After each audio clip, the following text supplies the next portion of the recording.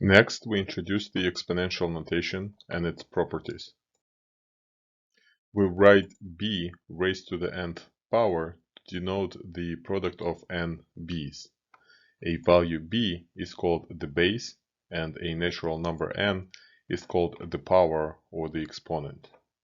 For example, 2 raised to the fifth power is equal to 32. For example, 3 raised to the fourth power is equal to 81.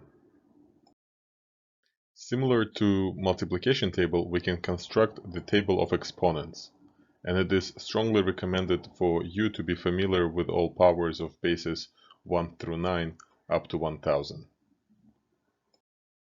Just like any other operation, exponentiation has properties that we list here. It is strongly recommended for you to not just memorize the properties, but also learn why and how exactly they work. Using the properties of exponents, we can simplify exponential expressions. To simplify an exponential expression means that no base appears more than once, there are no parentheses in the expression, and also there are no negative exponents. Let's simplify the following exponential expression.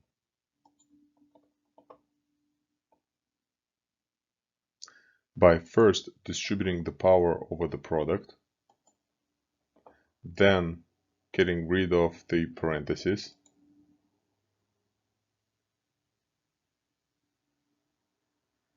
grouping all coefficients and variables, reducing the common factors and combining the powers for each base, getting rid of the negative exponents,